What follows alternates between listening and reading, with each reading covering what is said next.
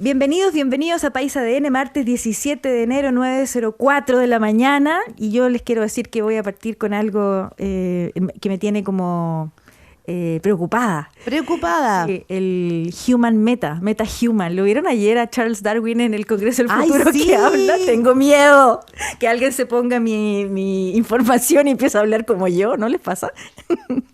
Mira, bueno, presentemos nuestro invitado, pero solo una cosa, que mucha gente, parte de personas que fueron, dicen, bueno, que es alucinante, ¿sí? Uno puede tiritar de nervio, porque ¿qué pasó? Para quienes no lo saben, el Congreso del Futuro lo que hace es un avatar, ¿no es cierto?, de Darwin, y esta persona, a esa inteligencia artificial, se le metieron todos sus libros, todas sus investigaciones, todas sus intervenciones, más lo que todos los expertos han estudiado de él. Y él habla como que fuera él. Ya, entonces tú le haces una pregunta y esa inteligencia artificial lo que hace es procesar toda esa información y la responde como si fuera él. Claro, y lo heavy es que hacía preguntas del público así como, hola, señor Darwin, ¿usted qué piensa sobre el futuro? Y el señor le contesta como Darwin. No, yo tengo, no estaba galleteado. No. Pero y tiene así como la chispeza de la persona. Además, tiene como la templanza, se llama meta-human. ¿Qué tal? Ya no es metaverso ni nada, meta-human. Ahí no sé. estamos. Ahí estamos. Bueno, presento a los invitados con esta interrogante del futuro. Estamos hoy día con Rodrigo Mayorga, historiador, académico de la Universidad Católica, fue un director ejecutivo de Momento Constituyente. Estamos con Francisca Millán, abogada de Defensa Mujeres, AML Defensa Mujeres. ¿Cómo estás, Francisca? Hola, bien, muchas gracias. Venía cantando Shakira, obviamente. Y estamos con Rodrigo de la Riva, sociólogo, director de Activa Research. ¿Cómo estás, Rodrigo? Muy bien, Isabel. Gracias a los tres por estar. Perdonen por partir así, es que de verdad yo desperté hoy día, Claudia, viendo nerviosa. Al Human Meta. Hay que decir que somos todos reales, no sé, ninguno acá una batalla. Pero, ¿sabes qué? Que discutí ayer con una persona a propósito de esto, que a veces estamos tan pegados en la superficie de la Tierra que se nos olvida lo que va pasando en todos los grandes centros de laboratorio y todo. Uno dice, wow, pero acá hay algo, o sea, la inteligencia artificial no es el futuro, es lo que está sucediendo ya. Y yo recordaba y le comentaba a Mauricio Hoffman esta mañana que una de las entrevistas más importantes que me tocó hacer es Rafael Yuste, un científico español que están financiados por Obama. Es un grupo de 150 científicos del mundo que han peleado por los neuroderechos. Y uno dice, neuroderechos, para que estén en las constituciones. ¿Por qué? Porque ya hay experimentos que dicen que podríamos manipular tu pensamiento, nuestros pensamientos, lo que sentimos, lo que pensamos, y que por lo tanto se cree con los neuroderechos que deberían estar en las constituciones de los países para asegurar que aquello que tú eres, que tú piensas, que tú sientes, no se puede ocupar. No se puede ocupar. Tú sabes que yo de eso estamos hablando. Pensaba, iremos a llegar a un minuto en que a uno le van a poner un chip con una carrera adentro, con toda la información de, no sé, de sociólogo, claro, y te van a decir, y tú, ya soy sociólogo y en 3 días mi memoria empieza a trabajar como sociólogo. No, es que eso decía Yuste, porque lo que dice es que es tremendo, que esto va a empezar a abrir la brecha entre los ciudadanos del mundo de primera y segunda categoría, porque lo que se ha demostrado y se está estudiando es que con un casco, por ejemplo, personas con Alzheimer podrían recuperar memoria. Y que con un casco, una persona muy rica podría comprar inteligencia. Y por lo tanto, andar con su casco, su cintillo, su X, lo que sea, no sé, ser más inteligente que otros. Entonces, puede pasar que aquellos que tengan plata, acceso, puedan tener un estatus superior que aquellas personas que no. O sea, de esos escenarios estamos hablando. Bueno, eso nos distópicos. Nos pusimos distópicos. ¡Ay, qué susto! Es que el Congreso Futuro nos hace este tipo de cosas. Además, recordarles que en congresofuturo.adn.cl ahí pueden encontrar todas las transmisiones de la semana. En ADN estamos transmitiendo el Congreso Futuro, todas las conversaciones que se están dando en esta naturaleza. Es que eso nos permite hablar de otras cosas también, ¿o no, Rodrigo? ¿Qué te imaginas el futuro así, o no? Me estaba acordando de esta serie Black Mirror, ¿no? Que nos pone muy próximamente, como los 3 años próximos, 4 años próximos, todo esto que estamos hablando. Hay un chat que se llama ChatGPT, que es de inteligencia artificial, que uno le hace una consulta o le plantea un escenario, ¿no? Escribe El Señor de los Anillos como si lo hubiese escrito Pablo Neruda y ¡pum! Te lanza un texto con la lógica de la prosa de Pablo Neruda, pero con la historia del Señor de los Anillos. Y así lo que se te ocurra. Entonces estamos en entredicho con lo que la tecnología puede llegar capaz de hacer. O sea, Por ejemplo, a los editores, reemplazar a los editores de medio, ¿no? Necesito escribir la editorial, estos son los temas, y le pido a la máquina que me escriba. Te picaste porque dije los sociólogos, que me van a meter un chip de sociólogo, ya te picaste.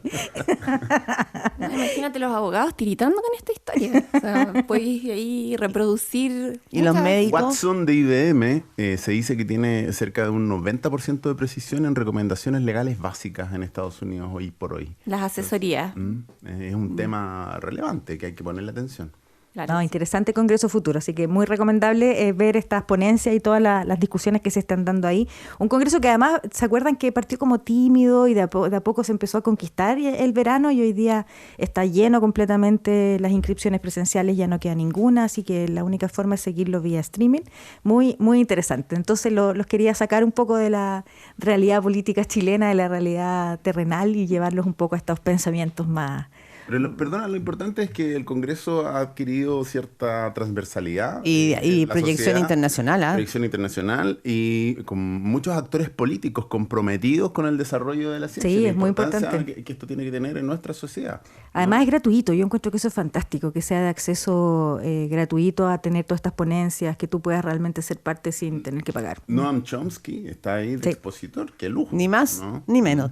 Bueno, eso, que cuando tú tienes proyección internacional y es transversal y de verdad el foco está puesto en aquello que tiene que ver con ese mundo que estamos viviendo, que lo que pasa es que en Chile mucha gente dice, ¡ay, qué difícil! Son temas de la intelectualidad.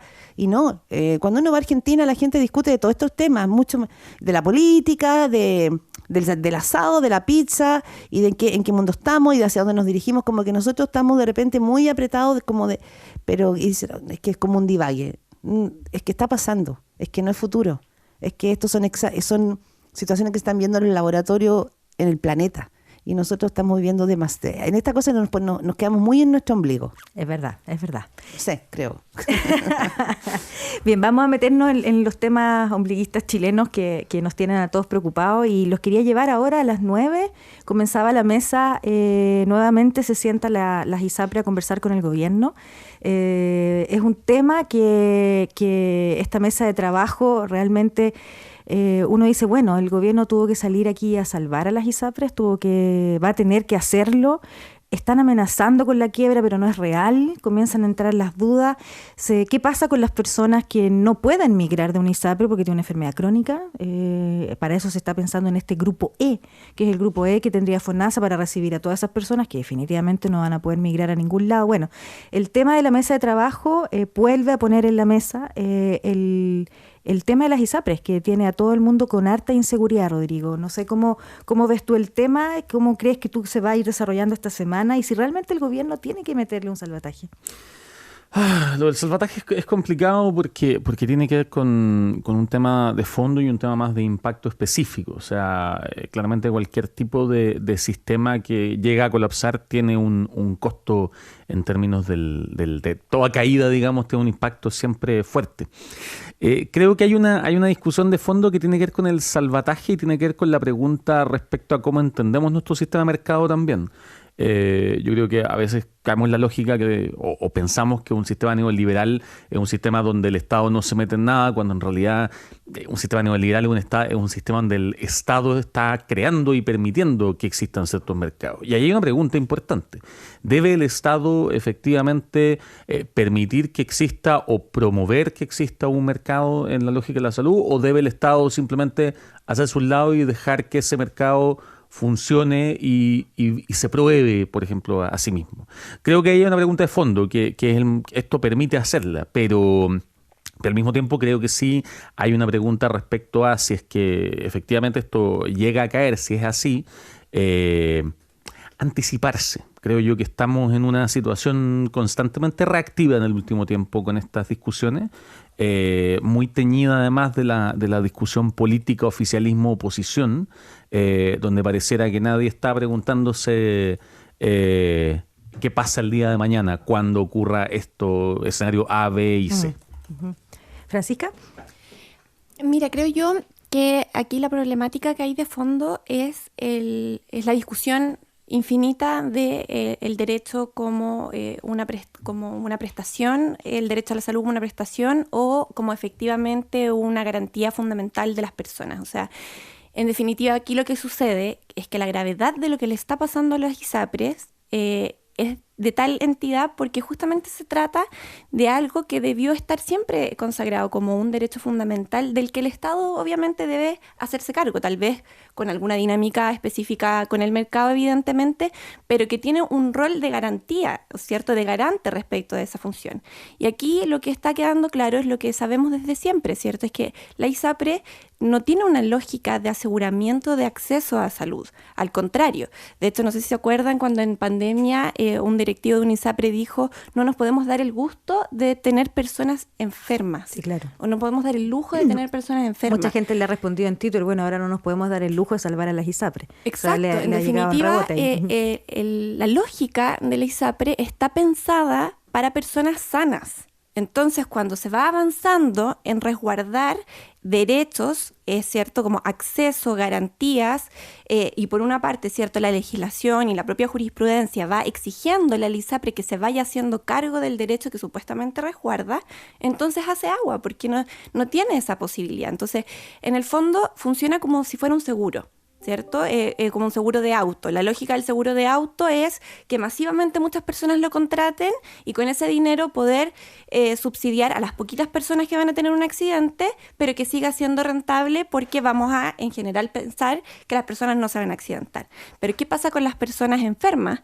¿Qué pasa con las personas que tienen alguna necesidad de salud específica, ¿cierto? Las mujeres están excluidas del sistema de ISAPRE hace mucho más tiempo, ¿cierto? O sea, el problema que hoy día las personas afiliadas a la ISAPRE lo han tenido las mujeres históricamente, porque el solo hecho de gestar te representa un riesgo que te mantiene fuera de un sistema que supuestamente protege. No, y tenemos, sobre todo después de la pandemia, y no sé cómo lo ves tú, Rodrigo, pero después de la pandemia lo que apareció fueron enfermedades crónicas no tratadas. Estamos con personas con cáncer que están en tratamiento. Entonces estamos hablando de situaciones que esta puede ser una discusión en una mesa de gobierno, tiene la pata de la asociación de ISAPRE, pero aquí detrás de todo esto hay un fallo de la Corte Suprema, porque esa es la urgencia de la situación. Pero leía a Manuel Inostroza, ex superintendente de salud, que decía, aquí se puede generar un estallido social de la clase media. ¿Tú ves que se podría cristalizar en algo así esta crisis? No me atrevería a... No, pero me refiero por el tema del malestar, porque son sectores medios. Claro, pero ahí está la responsabilidad del Estado para con esas prestaciones que están comprometidas por el sistema privado hacia esos afiliados, que son el 17% de la población. El Estado lo que puede hacer no es un salvataje de las ISAPRES, sino que garantizar que esas personas que tengan esas prestaciones las mantengan. ¿Ya? El Estado lo que sí ha querido hacer, la ministra de Salud lo dijo el sábado creo, que acelerar los pagos de FONASA a las clínicas, como para inyectar ahí dinero y de alguna manera liquidez, claro, darle liquidez al sistema. Pero de ahí a subsidiar a un sistema privado que tiene más de 40 años o cerca de 40 años, ¿no es cierto?, que ha lucrado con la salud, ¿no?, que ha tenido su rentabilidad, que esa rentabilidad ha sido privada. Pienso que no se pueden socializar las pérdidas hoy en día. Absolutamente. Exacto. Esa es la gran discusión que hay de fondo a lo que estás planteando tú, Rodrigo, en el fondo, si le corresponde subsidiar. También si le corresponde ser como un actor mediador al Estado frente a la Corte Suprema para que este cumplimiento lo hagan progresivamente, de a poco. O sea, de repente uno queda la sensación de que nadie lo ha dicho así, pero una sensación como que en el fondo estamos dilatando a tal nivel para llegar a un acuerdo, para no pagar o pagar en cuotas o pagar de distintas maneras. Como que en el fondo uno dice, empiezas a dudar porque has dudado toda la vida del actuar de la ISAPRES, por lo tanto hoy día también dices, ¿realmente esto está...?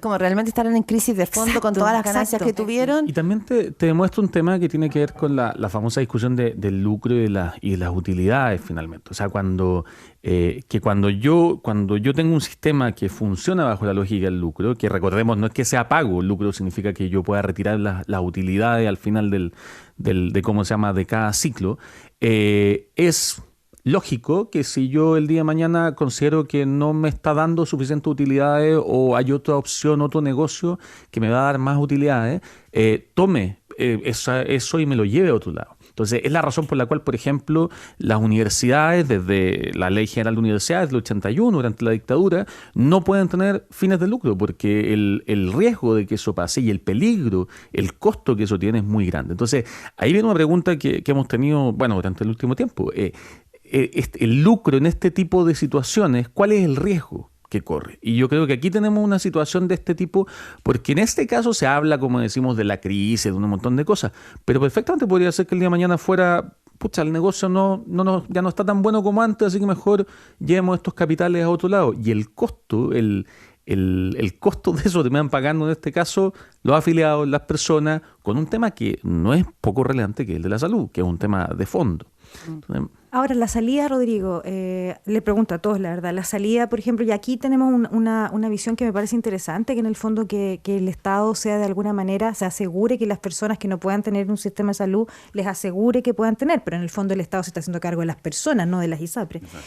Y desde esa perspectiva, ¿qué pasa con FONASA? Porque FONASA, si yo me quisiera cambiar hoy día, FONASA tampoco es un lugar que podría sostener a toda esta gran cantidad de personas, ni tampoco FONASA podría dar con el sistema de salud privado, ¿no? Es complejo. Claro, pero hoy día sostiene al 83% de la población, ¿no? Es una responsabilidad que el Estado le rebota, ¿no? por la falencia del sistema de ISAPRE, pero sin duda tiene que buscar las alternativas de desarrollar una política pública que le permita darle respuesta a estas personas que van a quedar huérfanas de un sistema, pero que van a tener que poder tener salud, o sea, seguir teniendo el servicio. Y disculpa, pero ese 83% además del que la FONASA, desde que FONASA hoy se hace cargo, no es cualquier 83%, es el 83% más enfermo también en general, más precarizado o con más necesidades de salud, que en el fondo hay una razón económica también detrás de no tener acceso a la ISAPRE, ya sea porque no eres rentable, ¿cierto? Por tener alguna patología previa, por la edad, por los ingresos, por no tener trabajo. O porque no pueden pagar mensualmente ser parte de un suficientemente bueno, ¿cierto? Porque a veces igual hay personas que están en ISAPRE que finalmente te sale mucho más caro, costoso y riesgoso enfermarte estando en un ISAPRE que estando en FONASA, en atención a la poca cobertura que los planes implican. Entonces, si pensamos en que esos 7% de las personas que hoy día están en ISAPRE se dirigieran al sistema de FONASA y hicieran una estructura mayormente solidaria y se cambiara, ¿cierto?, la lógica de las prestaciones, tal vez tampoco sería tan... Sino que en el fondo es cambiar un poco el paradigma, y en eso yo estoy súper de acuerdo de que lo que hay que hacerse cargo como Estado es de la prestación, de la persona, del derecho que todo esa eso, persona, claro. No del ISAPRE. O sea, el ISAPRE es un negocio que ya no funcionó, por lo visto. O que muchos dicen que es como un seguro. Entonces, pero, ¿cuál es la complejidad que ven ustedes de que esta discusión, que hoy día es muy concreta, que tiene que ver con la incertidumbre, una más, de la ciudadanía, porque está pasando, no sé si les ha pasado, pero es que si tú quieres a una clínica, a una consulta, tienes que llevar el bono, algunas no te aceptan con la huella digital, se está complejizando. Y hace que sea como todavía la vida más insegura, porque si hay algo que nos va a generar incertidumbre, Claudia, claramente es la salud, ¿no? Ahí sí que tiene miedo. Por eso, entonces está esta incertidumbre en curso. Y por otra parte, lo que tú planteas tiene que ver con... Eso es una reforma a la salud. Y es una reforma a la salud que ningún gobierno realmente, como se dice, le ha puesto el cascabel al gato. No sé cómo lo ven, porque qué difícil hacer la conjunción de algo que tiene que ver con una gran política, porque tienes que resolver el día a día y la incertidumbre de lo que está pasando hoy. Lo que pasa es que yo creo que aquí también hay una discusión, bueno, que durante el proceso constituyente previo marcó claramente el debate y que todavía vemos dándola. A propósito de lo que decía Francisca, el senador Chaguán creo que ayer decía algo así como que había que hacer algo para proteger el derecho a elegir lo privado. Y ahí vemos un poco el medio del asunto. El foco y el foco de la discusión en estos días hemos visto ha estado muy puesto justamente en la ISAPRES, cuando el foco debe estar puesto en las personas y en la salud de las personas. Entonces, creo yo que hay una pregunta, por eso digo que ahí primero hay un tema creo yo que de dejar al mercado funcionar. Y me parece que ahí el gobierno, el Estado no tiene un rol necesariamente de intervenir al mercado para salvar a privados o para proteger negocios específicos de privados. Pero aquí sería soltar también, tiene que proteger a los usuarios, a los ciudadanos. Ahí está el punto. Es que ahí está el punto. Y ahí está el tema. Entonces, primero dejar el mercado. Y prever y anticipar. Entonces, si el mercado no funciona, o si funciona y ese funciona termina destruyendo, ¿cierto?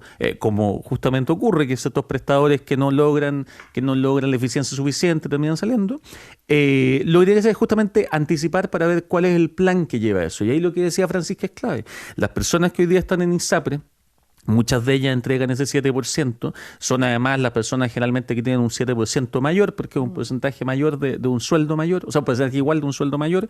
Y la pregunta es cómo eso puede también, si esas personas tuvieran que migrar hacia FONASA, lo que no nos puede pasar es que eso ocurra de la noche a la mañana. Porque ahí efectivamente no hay tiempo de ajuste y ahí vamos a empezar a ver un montón de externalidades. No, y de verdad hay un montón de personas que no pueden migrar, no pueden cambiarse porque de verdad las enfermedades crónicas de base no te permiten ni siquiera cambiarte ISAPRE hoy día. Es que ahí tenemos otro tema que también es legal. Por eso digo, cuando digo temas de prever y de identificar esos elementos, o sea, justamente temas de enfermedades crónicas o las famosas preexistencias, Exacto. son todos temas de la arquitectura jurídica en torno a este sistema de salud que obviamente hay que ver con tiempo porque no se puede cambiar automáticamente. Entonces, eso no está bien previsto, me parece. En todo caso, yo no creo que la lógica de la situación decante en que las ISAPRES se terminen. Yo creo que podría más bien mutar la naturaleza en la cual va a funcionar en el sistema de salud.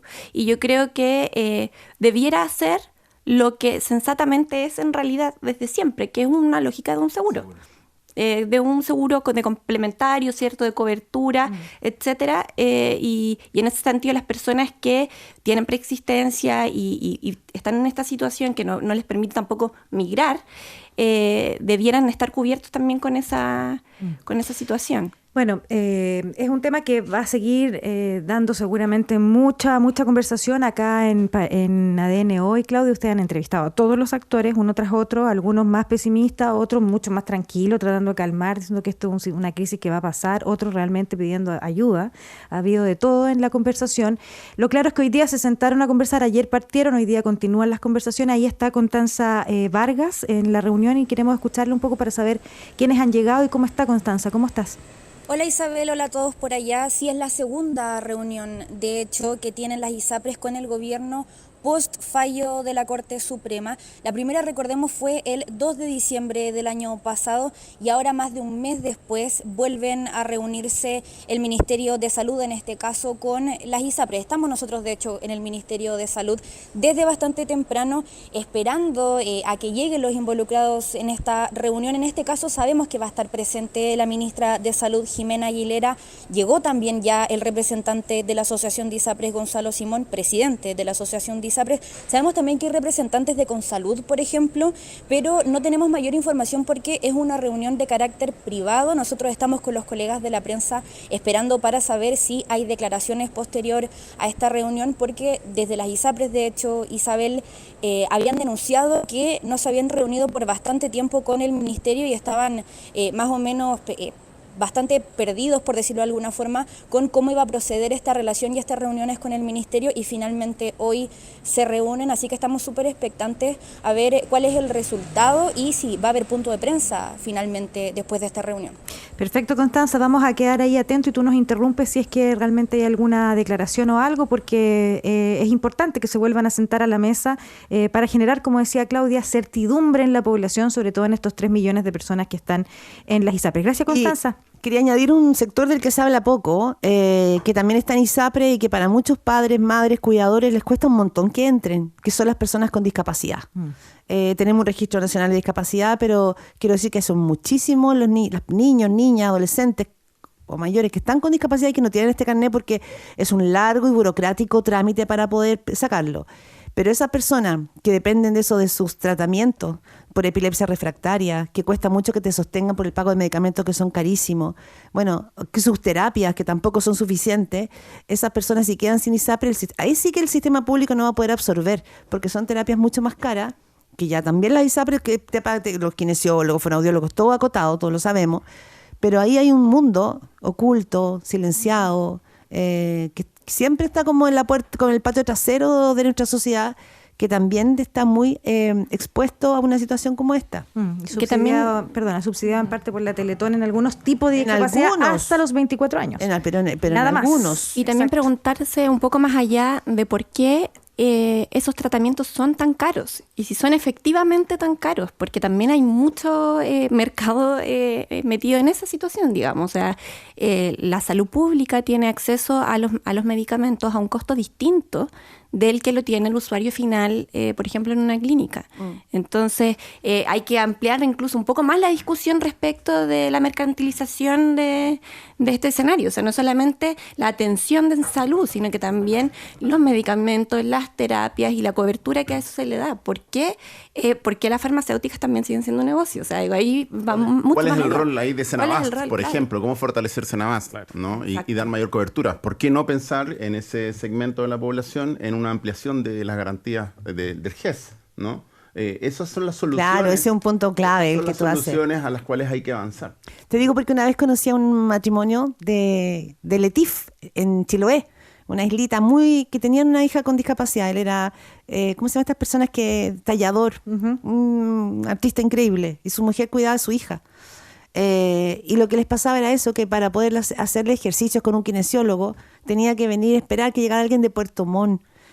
Por lo tanto, las posibilidades de que su hijo hubiese tenido una mejor calidad de vida eran muy difíciles. Entonces digo, el servicio público va a estar preparado también para ese tipo de situaciones.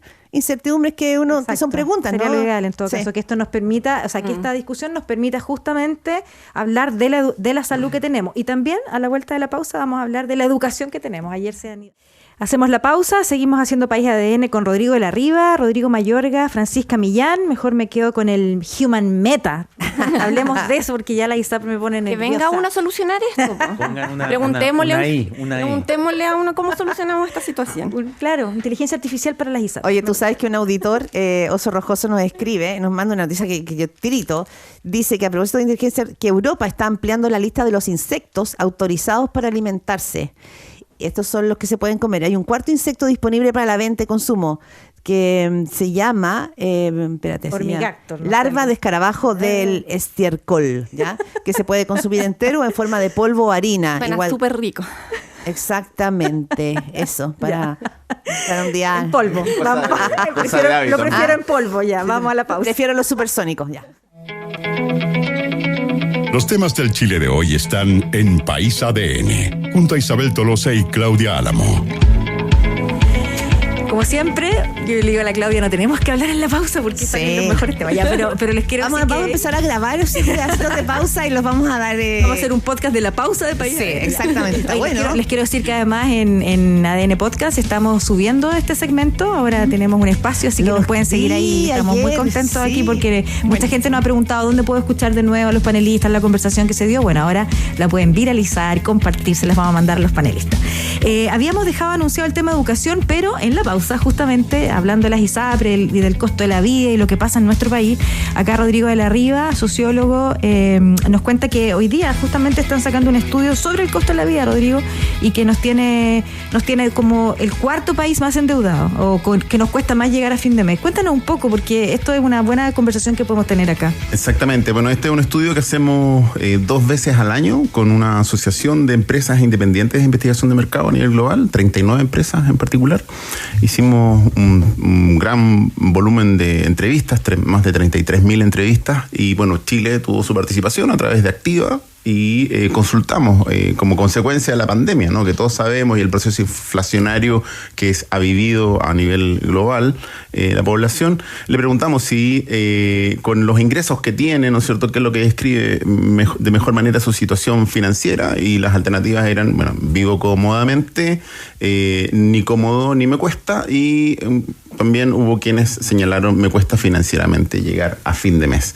En esa escala, ¿no es cierto?, de 3 puntos, Chile es el cuarto país que más le cuesta llegar financieramente a fin de mes, ¿no? El 65% de la población dice me cuesta llegar financieramente a fin de mes. A nivel global, como el dato mundial, el 36% dice, me cuesta llegar financieramente a fin de mes. En Chile, el 65%, ¿no? Estamos hablando 29% más de población promedio a nivel global. Es el segundo país de América Latina después de Argentina. Eso quiere decir que Argentina, yo digo, bueno, si estamos así, ¿cómo está Argentina? Que tuvo un 94% de inflación en el año. Bueno, Argentina, ahí en Argentina cerca del 76% dice que no le alcanza para llegar a fin de mes. Pero tampoco, digo, la diferencia. Nosotros estamos a 65 y dicen... Es altísimo, son 2/3 de la locura. población. 2/3 de la población, ¿no? ¿Y quiénes son los otros países que están antes que nosotros? Antes que nosotros está el Líbano, está Kenia y está Argentina, ¿no? O sea, a nivel global son los 3 países donde la población dice no me alcanza para llegar a fin de mes, más de 2/3 aquí. Eso es un golpe de realidad para todos nosotros, ¿eh? Cuando queremos compararnos con los países OCDE, cuando queremos tener políticas públicas o queremos que sea de una determinada manera,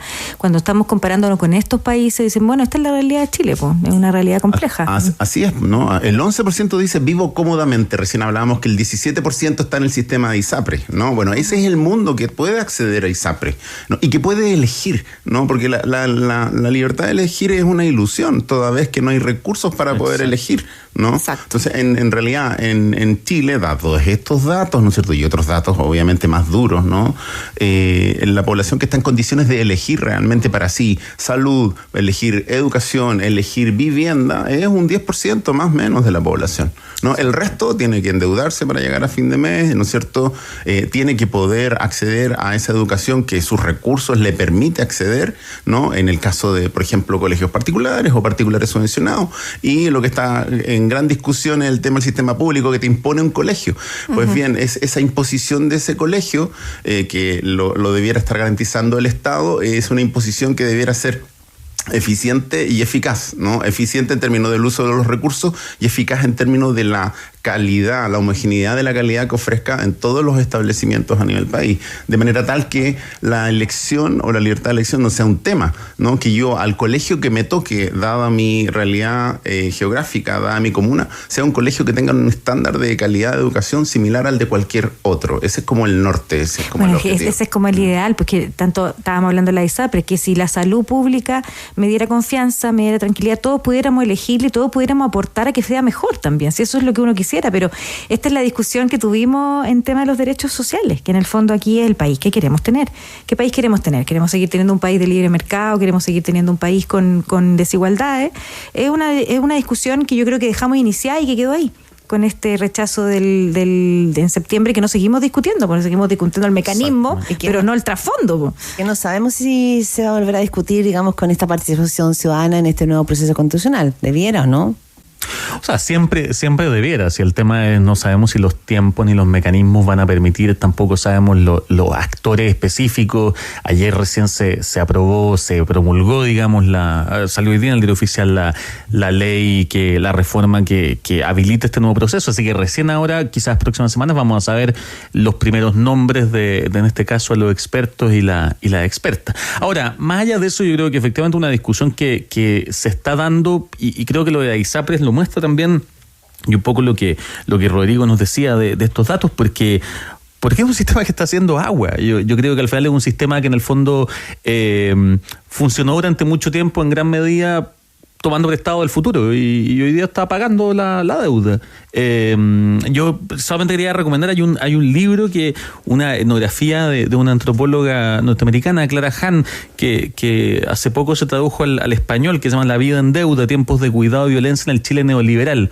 Es un libro que tradujo acá en Chile LOM, yo lo leí en mis estudios de posgrado cuando estaba en inglés, que creo que es uno de los perfectos ejemplos, un estudio etnográfico justamente del tema del impacto de la deuda en las familias y la forma en cómo se percibe, y ahí uno puede ver justamente esta lógica de la deuda como una manera de por un lado alcanzar a llegar a ciertos niveles de consumo que antes eran imposibles y que han contribuido también a este relato del Chile distinto, y luego esa deuda que se convierte en parte de lo que no me permite llegar a fin de mes. Francisca, perdona, porque la pregunta que te escucho digo, estamos atrapados.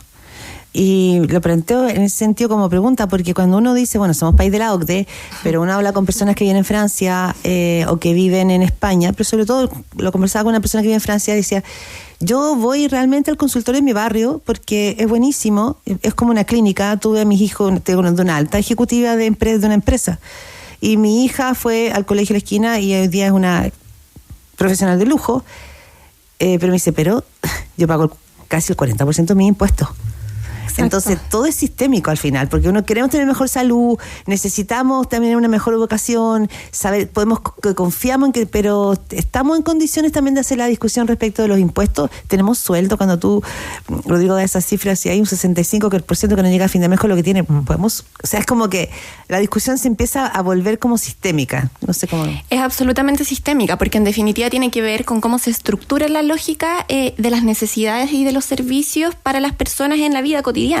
Entonces, si tú tienes un sueldo determinado y todo lo que necesitas tienes que pagarlo, y todo eso se entra al mercado sin que el mercado lo retorne como impuesto, o sea, obviamente no funciona. Porque al final el usuario medio, que es quien responde a la encuesta, es el que tiene todas las necesidades y todos los gastos recaídas en su limitación de ingreso. Y eso, me imagino, también tiene una clara tendencia de género. Tú mencionabas que había una cifra mayor también en el empobrecimiento de las mujeres, porque efectivamente, además, cuando uno complejiza la discusión, te das cuenta que la mayoría de las familias son monomarentales y dependen directamente de mujeres casi de manera exclusiva. Las mujeres se endeudan para efectos de vivir el cotidiano. O sea, las mujeres sacan estas tarjetas del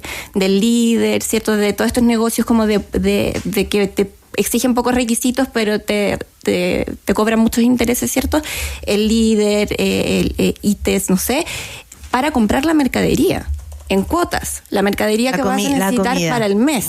Entonces, bajo esa lógica de endeudamiento, obviamente no va a haber un momento en el que las personas puedan sostener con sus propios ingresos las necesidades básicas, ni menos aún tener capacidad de ahorro, que se supone que es a lo que apunta la lógica OCDE, ¿cierto? Sí, no, es un tema complejo. No, y metámosle a eso las pensiones de alimentos. No, y ahora yo me voy a meter con educación, que ya, bueno, si no, tenemos un país. Mira, el podcast que estamos armando junto a Leo Honores, que está a cargo del podcast ADN, que ahora ustedes pueden escuchar estas conversaciones, todos los días tenemos que ponerle un nombre al podcast. Entonces yo todos los días voy pensando cómo le voy a poner el día de hoy. Yo creo que hoy día le voy a poner Chile Caro, porque tú no sé, porque de verdad no sabría por dónde agarrarlo. Porque hay que ponerle un nombre a las conversaciones que tenemos, que de verdad todo es emergencia. Estamos en un terremoto educacional, emergencia educacional, emergencia de salud. ¿Cómo vamos a estar tranquilos así, digo yo, partir el año con estos nivel de palabras? Bueno, y los quiero llevar a lo que pasó ayer. Lo caro que están los ansiolíticos. Sí, además, nada pero funciona. Los quiero llevar al tema de educación. Ayer se presentó la mesa de reactivación de los aprendizajes.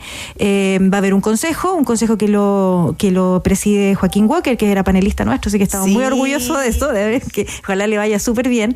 Pero además hay un consejo asesor, que son 23 personas de todo el mundo, municipios, incluso exministros. Está ahí el ministro Briones, que ha sido bien activo en el tema educacional desde hace mucho tiempo en el tema. Lo entrevistamos hoy día en ADN hoy, sí. Y es bien interesante lo que él plantea, porque él fue el primero en plantear el tema del terremoto educacional. Él fue el primero que usó la palabra y empezó a hablar de este concepto, ¿no? De que estaba en una emergencia, que había que hacerse cargo como país y en unidad de diálogo.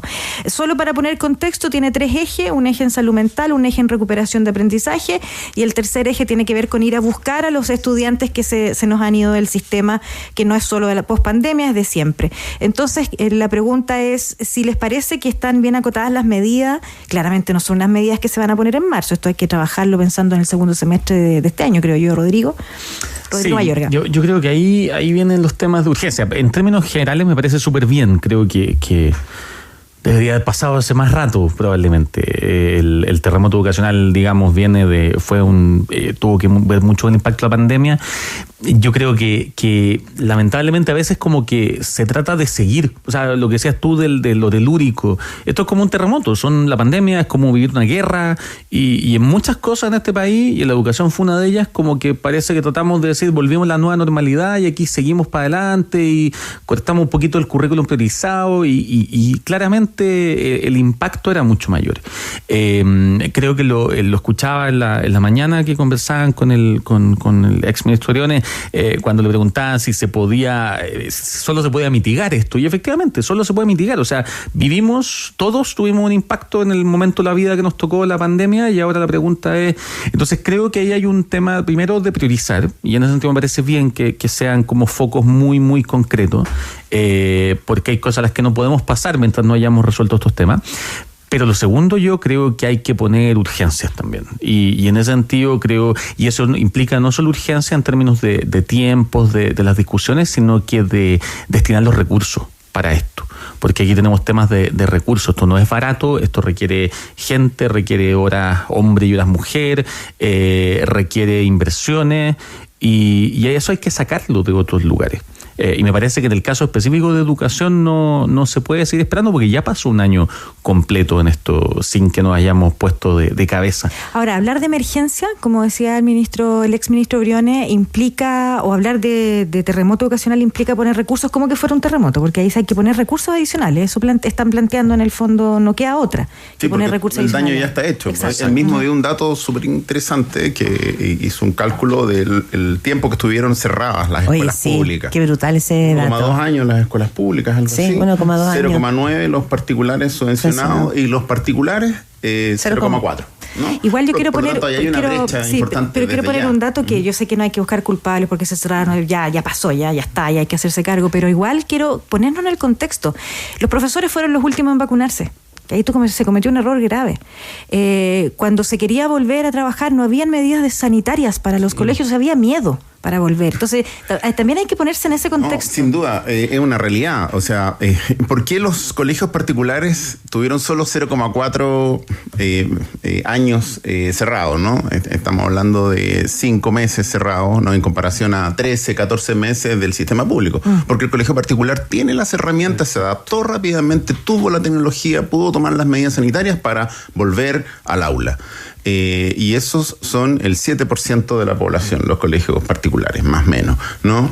Tú tendrás el dato más exacto. Sí, exactamente. ¿Sí? Ya. Está siempre ronda ese. Y el mundo público propiamente tal es el 75-70% por ahí, el que estuvo público y subvencionado. Subvencionado, sí, que estuvo 14 meses parado. Fue el que más sufrió las consecuencias de la pandemia, ¿no? Ahí se produjo la deserción escolar, que dijimos el otro día cuando estaba Joaquín Walker acá. Lamentablemente, una de las variables que más correlaciona con aumento de la delincuencia es deserción escolar. ¿Por qué? Es un tema clave. ¿No? ¿Por qué? Porque los grupos delictivos cooptan a aquellos niños, niñas y adolescentes, ¿no es cierto?, que desertan de la educación y no tienen otra cosa que hacer, ¿no? En el mundo, sobre todo en el mundo social de estrato bajo, ¿no? Cuando estábamos en plena pandemia, creo que una líder que fue clave en esos tiempos, al menos para mí, Angela Merkel. Yo creo que ella marcaba un tono, una manera de mirar tanto las crisis migratorias como también el tema de cómo manejar esa pandemia. Y ella en todo minuto dijo, mira, lo último que se va a cerrar aquí son los colegios. Lo último que vamos a hipotecar es el futuro de nuestras próximas generaciones. Tendremos que apretarnos el cinturón, tendremos que afectar la economía un rato, tratemos de que no, pero las escuelas es lo último que vamos a cerrar. Yo creo que ella marcó un punto visionario. Ahora, esto que estamos viviendo probablemente lo está viendo el planeta completo, porque el planeta completo se encerró, todos nos metimos dentro, había un temor. También hay que recordar lo que dice Isabel, el contexto, todos teníamos un temor. Miedo. Pánico escénico de alguna manera, y era un miedo irrefrenable. Uno no sabía más lo que nos enfrentábamos. Decían que era un virus que iba a entrar por los ojos, en la piel, que volaba. Teníamos demasiada información, pero no sé cómo lo ven, probablemente porque ¿cuántos acuerdos hemos visto en educación? ¿Cuántos acuerdos? Ojalá que esto que es un acuerdo transversal. Probablemente Chile se está acercando a la necesidad de que los acuerdos sean transversales y que el mundo político... O políticas de Estado, ¿no? Políticas públicas y que exista como la voluntad política, no sé cómo lo dijo Francisca, porque hay temas en que por sectores ideológicos no van a poder salir adelante. Sí, a mí me parece que tiene que ser una lógica de política de Estado, porque sin duda esta es una cuestión además que tiene mucho más allá que el tiempo que los niños, niñas y adolescentes no estuvieron en el colegio o la recuperabilidad del conocimiento, ¿cierto? Sino que además los espacios educacionales son espacios de visualización y de protección. Son una manera de socializar, de alguna manera, los cuidados también y de poner a los niños, niñas y adolescentes a la vista del sistema, ¿ya? Y eso tampoco se puede perder de vista porque uno obviamente tiene una lógica súper romantizada de las familias, ¿cierto? Estamos todos en familia, nos queremos, etcétera, pero son espacios con altos grados de violencia.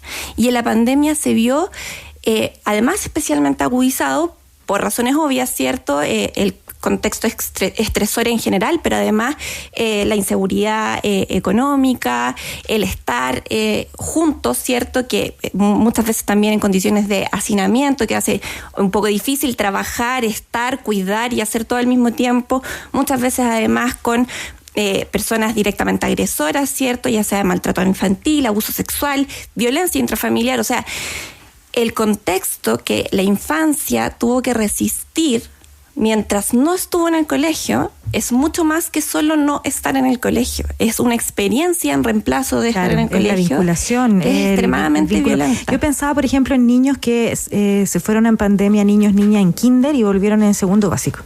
O sea, uno cuando piensa en su kinder y en su segundo básico, entre kinder y segundo básico uno aprende a hacer cosas solos. O sea, eso es como el gran aprendizaje, que me vestían, ahora me visto solo. Me pasaban mi colación, ahora yo me como solo mi colación, abro yo mi mochila. Ese tipo de aprendizaje, de independencia, autonomía, los niños no lo tuvieron. Entonces llegaron de vuelta al colegio con un montón. Entonces los profesores tuvieron que hacerse cargo primero de eso. Y después empezamos a preocuparnos de matemática, lectoescritura y todo. Entonces es súper complejo el tema. Y ahí un poco es que lo que dices fue clave, porque uno dice, tuvieron que hacerse cargo de eso primero. Eso requiere cierta cantidad de tiempo. Eso implica que no podemos meter el aprendizaje de 3 años en un año. Exacto. Físicamente es imposible. Y ahí es donde tenemos que empezar a preguntarnos cómo pensar nuevamente estos procesos de aprendizaje.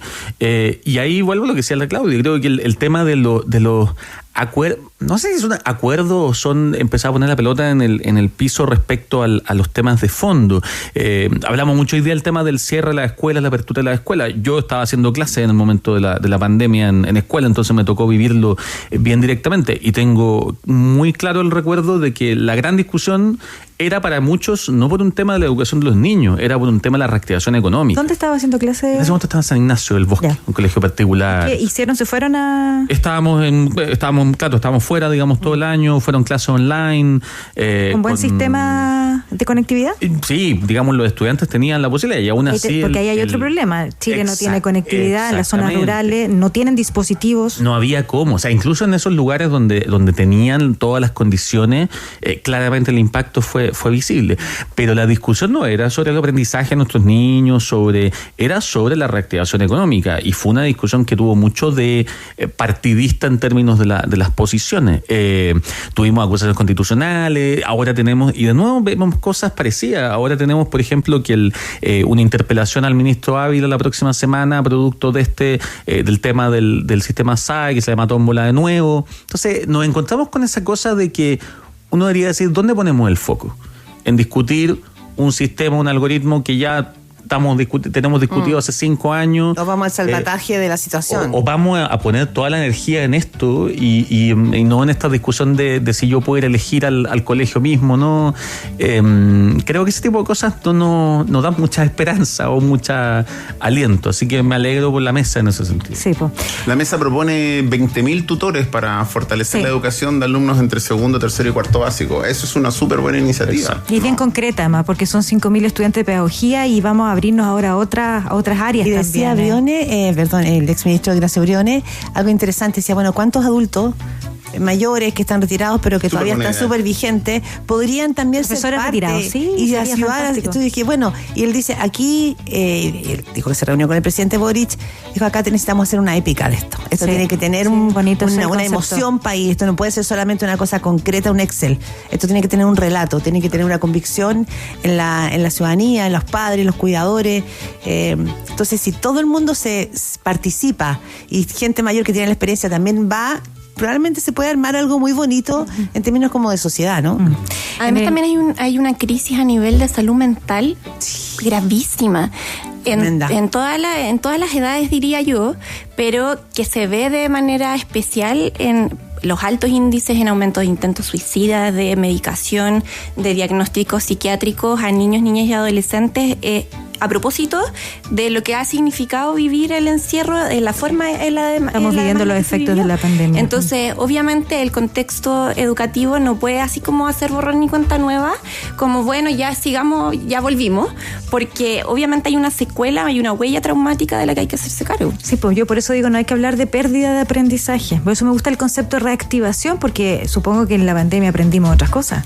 O sea, tampoco es que sean esa generación perdida, pobre generación, no le digan así, por favor, a la generación de estudiantes, digo yo. Bueno, tenemos que terminar, ya estoy dudando si ponerle Chile caro o Chile en crisis, o Chile en emergencia a este programa que vamos a repetir después en el podcast donde usted lo puede escuchar. ¿Cómo le ponemos, Claudia? Me tenés que ayudar con el nombre, porque no sé. Sí, pero yo diría, es que lo que pasa es que Chile en crisis sí, pero no. Chile en emergencia. Pero no somos, lamentablemente no somos los elegidos de la crisis. El planeta completo está en una crisis. Se nos olvida porque la tiradera de... Tú partiste diciendo que somos obligados. Sí, porque a veces que uno si mira un poco los diarios de afuera para revisar titulares, la discusión en Europa hoy día es energía, es inflación, es temas migratorios. Somos parte de un sistema. Sí. Así es. Bien, Rodrigo de la Riva, Rodrigo Mayorga, Francisca Millán, gracias por hacer País ADN hoy. Estuvo muy buena la conversa. Inspiró partir con el Human Meta Human. Ya, muchas gracias a los tres por estar aquí hoy gracias en País ADN. Gracias, Claudia, nos vemos mañana a las 9. Así es. Muchas gracias.